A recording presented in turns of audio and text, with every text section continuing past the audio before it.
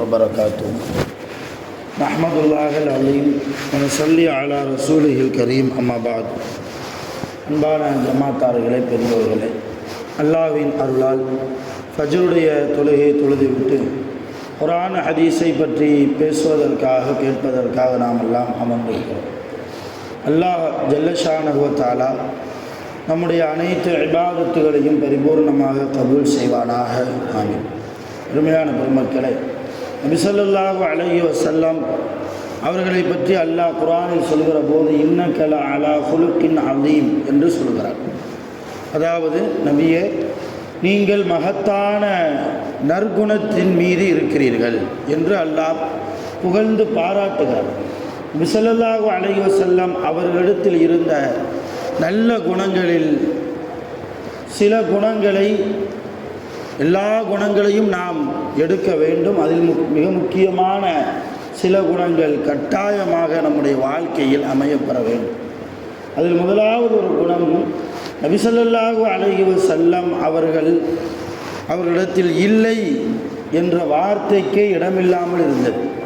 யார் வந்து கேட்டாலும், என்ன உதவி வந்து கேட்டாலும், நபி ஸல்லல்லாஹு அலைஹி வஸல்லம் அவர்கள் ஒருபோதும் என்னிடத்தில் இல்லை என்று சொன்னதில்லை.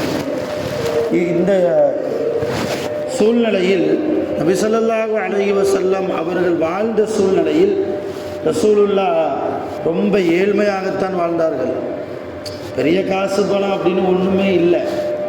அல்லாஹ்வே சொன்னான், நபியே, நீங்கள் சரி என்று சொன்னால் இந்த உஹது மலையை உங்களுக்கு தங்கமாக நான் மாற்றி தருகிறேன். நபி ஸல்லல்லாஹு அலைஹி வஸல்லம் அல்லாஹ்விடத்தில் சொன்னார்கள், யா அல்லாஹ், எனக்கு உஹது மலையெல்லாம் தங்கமாக வேண்டாம். என்னுடைய ஆசை என்னவென்றால், ஒரு நேரம் நான் சாப்பிடணும், மறுநேரம் என்னிடத்தில் சாப்பாடு இருக்கக்கூடாது. நான் அல்லாஹ்வாகிய உன்னிடத்தில் கையேந்தி, ரப்பே, எனக்கு உணவு கொடு, உதவி செய் என்று உன்னிடத்தில் கேட்க வேண்டும். அதற்கு பின்னால் என் பசியை போக்குவதற்கு நீ உதவி செய்ய வேண்டும். இதுதான் என்னுடைய ஆசை என்றார்கள் அருள் நபிகள் நாயகம் ஸல்லல்லாஹு அலைஹி வஸல்லம். அப்போ இந்த ஏழ்மையான சூழ்நிலையில் வாழ்ந்த நேரத்திலும் கூட நபி ஸல்லல்லாஹு அலைஹி வஸல்லம் அவரிடத்தில் இருந்த அருமையான குணம் எல்லோருக்கும் கொடுக்கும் பண்பு, எல்லோருக்கும் கொடுத்து உதவ வேண்டுமே என்கிற ஒரு அபிப்பிராயம். பத்ர் போர்க்களத்தில் சில காஃபிர்களை நபி ஸல்லல்லாஹு அலைஹி வஸல்லம் கைது செஞ்சாங்க. அப்போ கைது செய்து வரப்பட்ட காஃபிர்களுக்கு அவங்கள விடுதலை செய்யணும்னா ஒரு நிபந்தனை போட்டாங்க. ரசூலுல்லாஹ் அபராத தொகை 5000 ரூபா தரணுன்னாங்க. 5000 ரூபாய் தந்தால் நீங்கள் மக்காவுக்கு போகலாம், இல்லைன்னா இங்கேயே அடிமையாக வாழ வேண்டிய சூழ்நிலை வரும். இது ஒரு நிபந்தனை. இந்த 5000 ரூபாய் யாருக்கு? எழுத படிக்க தெரியாதவர்களுக்கு. சில கைதிகள் இருந்தார்கள், அவங்களுக்கு எழுத தெரியும், படிக்க தெரியும். அப்படிப்பட்ட கைதிகளை பார்த்து ரசூலுல்லாஹ் நிபந்தனையாக போட்டாங்க, உங்களை நாங்கள் விடுதலை செய்யணும்னா மதீனாவில் உள்ள சின்ன பிள்ளைகளுக்கு நீங்கள் பாடம் சொல்லி கொடுக்கணும், எழுத படிக்க என்ன செய்யணும், கற்றுக் கொடுக்கணும். அப்படி கற்றுக் கொடுத்தால் நீங்கள் விடுதலை, சொந்த ஊருக்கு மக்காவுக்கு நீங்கள் தாராளமாக போகலான்னாங்க. அதன்படி நபி ஸல்லல்லாஹு அலைஹி வஸல்லம் இடத்தில் கைதியாக்கப்பட்டிருந்த அந்த மக்கத்து காஃபிர்கள் மதீனத்து குழந்தைகளுக்கு, பெரியவர்களுக்கெல்லாம் எழுத படிக்க கற்றுக் கொடுத்தாங்க. நாளடைவில் சஹாபாக்களோடு இருக்கிற போது, ரசூல்லாவோடு இருக்கிற போது, ரசூல்லாவுடைய குணத்தை பார்த்து அந்த காஃபிர்கள்லாம் முஸ்லீம் ஆயிட்டாங்க, ஈமானுக்குள்ளே வந்துட்டாங்க. இப்போ எதுக்கு சொல்ல வர்றேன்னா, ஒரு கைதிகள் விஷயத்திலும் கூட என் மக்களுக்கு ஏதாவது பிரயோஜனம் கிடைக்குமா என்று யோசித்தவர்கள் நபிகள் நாயகம் ஸல்லல்லாஹு அலைஹி வஸல்லம். இப்போ எந்த நேரத்திலும் அடுத்தவர்களுக்கு பிரயோஜனமான வாழ்க்கை, அடுத்தவர்களுக்கு கொடுக்கிற மனோபக்குவம் இல்லை என்ற வார்த்தையே தன்னுடைய அகராதியில் தொலைத்தவர்கள் நபிகள் நாயகம் ஸல்லல்லாஹு அலைஹி வஸல்லம். இது முதலாவது குணம். நம்ம வீட்டு தேடி யார் வந்தாலும் இல்லை அடுத்த இடம் பாருங்கன்னு சொல்லி பற்றி விடக்கூடாது. நம்மிடத்தில் இருப்பதை அல்லாஹ் நமக்கு கொடுத்தது நம்மளால் முடிந்த அளவு அடுத்தவருக்கு கொடுக்கிற போது அல்லாஹ் பெருமை அடைகிறான், மகிழ்ச்சி அடைகிறான். ரெண்டாவது குணம், நபி ஸல்லல்லாஹு அலைஹி வஸல்லம் அவர்கள் யாருக்கும் தொல்லை கொடுத்ததில்லை. முதலாவது இல்லை என்ற வார்த்தை இல்லாமலே இருந்தது ரசூலுல்லாஹ்வுடைய வாழ்க்கையில். ரெண்டாவது ரசூலுல்லா யாருக்கும் தொல்லை கொடுத்ததில்லை. தொல்லை இல்லாத வாழ்க்கை, யாருடைய மனதையும் காயப்படுத்தாத வாழ்க்கை.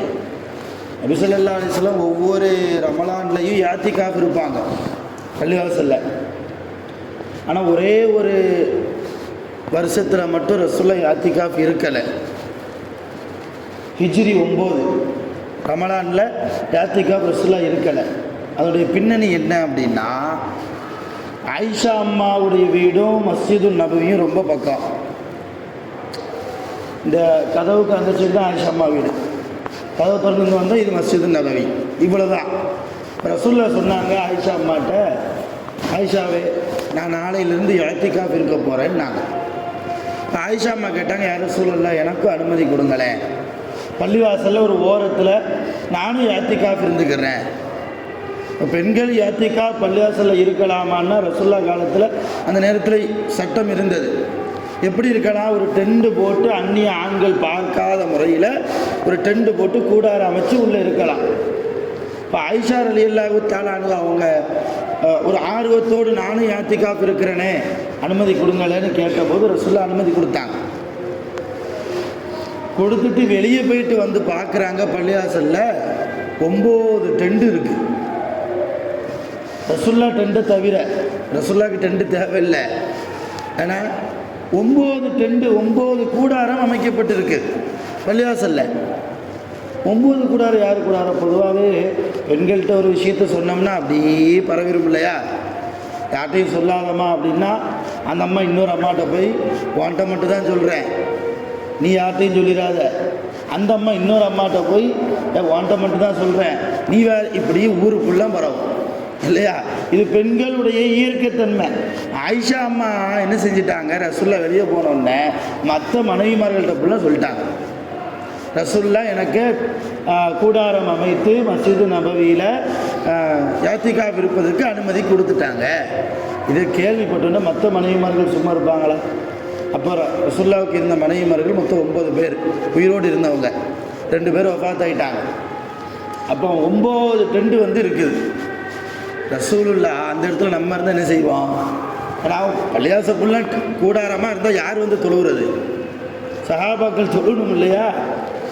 அந்த இடத்துல நம்மளாக இருந்தால் மனைவிமார்களை கடித்து விடுவோம் இல்லையா? கடுமையாக நடந்து கொள்வோம், சண்டை போடுவோம்.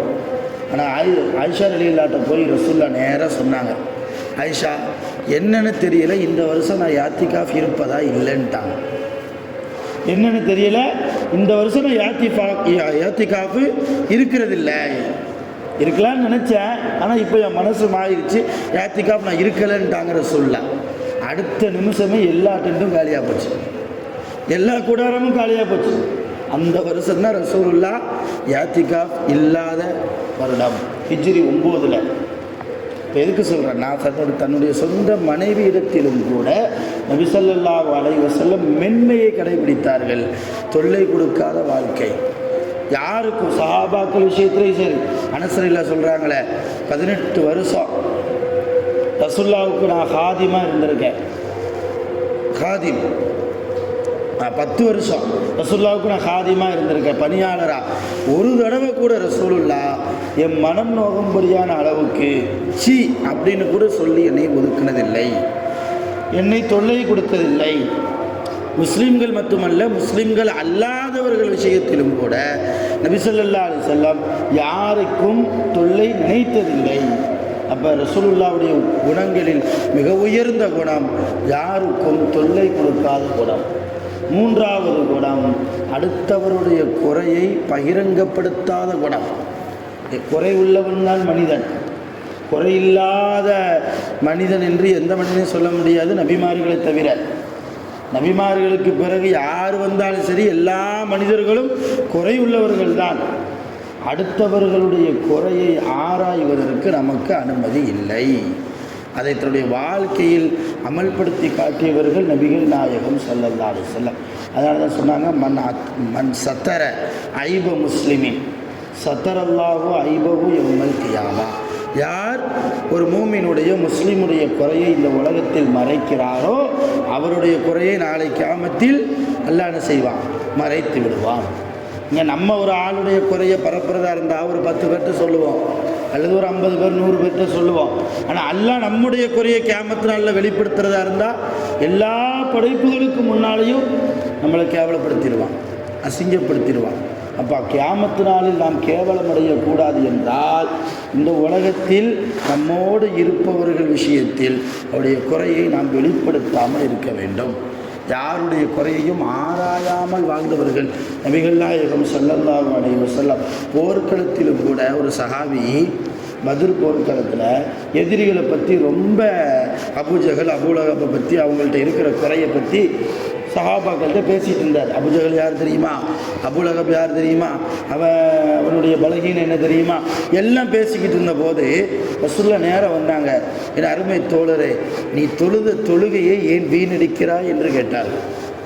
நீ தொழுத தொழுகையை, நீ செய்த இபாதத்தை அவனை பற்றி புறம்பேசி அவருடைய குறையை நீ வெளிப்படுத்தி உன்னுடைய இபாதத்தை உன்னுடைய நன்மைகளை ஏன் பாழாக்குகிறாய்? இத்தனைக்கு அவன் யார்? அபூஜஹல் அபூலஹப்ங்கிறவன் யார்? அவன் எதிரி. யாருக்கு? அல்லாஹ்வுக்கு எதிரி, ரசூலுல்லாஹ்வுக்கு எதிரி, இஸ்லாமிய மார்க்கத்துக்கு எதிரி. அந்த எதிரியை பற்றி கூட போர்க்களத்தில் சண்டை போடுறதுக்கு தான் அனுமதியை தவிர அவனுடைய குறையை பற்றி பேசுவதற்கு அடுத்தவரிடத்தில் பரப்புவதற்கு அனுமதி இல்லை. ஆக 3 குணம் இல்லை என்ற குணம் நம்மிடத்தில் வரவே கூடாது. யார் நம்மிடத்தில் வந்து கேட்டாலும் இல்லை என்று நம்ம சொல்லி மறுத்து விடக்கூடாது. நம்மால் முடிந்த அளவுக்கு கொடுக்கணும். இது முதலாவது குணம், தர்மம் செய்கிற குணம். 2வது யாருக்கும் தொல்லை தராத குணம். 3வது புறம் பேசாத, அடுத்தவர்களுடைய குறையை பரப்பாத ஒரு குணம். இந்த 3 குணங்களையும் நபிகள் நாயகம் ஸல்லல்லாஹு அலைஹி வஸல்லம் அவர்களுக்கு அல்லாஹ் முத்தான குணங்களாக கொடுத்தால் அந்த குணத்தின்படி நாமும் வாழ்ந்தால் நிச்சயம் கியாமத் நாளில் நாம் வெற்றியாளர்களாக அல்லாஹ்வுக்கு முன்னால் நிற்க முடியும். வல்ல ரஹ்மான் நபி ஸல்லல்லாஹு அலைஹி வஸல்லம் அவர்களுக்கு என்னென்ன நற்குணங்களை வழங்கினானோ அதுபோன்ற குணங்களை நமக்கும் நம்முடைய பெற்றோர்கள், நம்முடைய மனைவிமார்கள், பிள்ளைகள் அனைவர்களுக்கும் அல்லாஹ் நிரப்பமாக தந்து அருள் புரிவானாக. உலகத்தில் வாழ்கிற போது நீண்ட ஆயுள் காலம் தரப்பட்டு அல்லாஹ்வால் வழங்கப்பட்டு சாலிஹான நிறைய அமல்களை செய்து மரணிப்பதற்கு வல்ல ரஹ்மான் நம் அனைவர்களுக்கும் அருள் புரிவானாக. ஆகிரு தஅவானா அல்ஹம்துலில்லாஹி ரப்பில் ஆலமீன். சுப்ஹானல்லாஹி வ பிஹம்திஹி சுப்ஹானல்லாஹி வ பிஹம்திஹி அஷ்ஹது அல்லா இலாஹா இல்லல்லாஹ் வ அஸ்தக்ஃபிருக வ அத்தூபு இலைஹ். ஆமீன். சுப்ஹான ரப்பிக ரப்பில் இஸ்ஸத்தி அம்மா யசிஃபூன். ஸல்லல்லாஹு அலைஹி வஸல்லம்.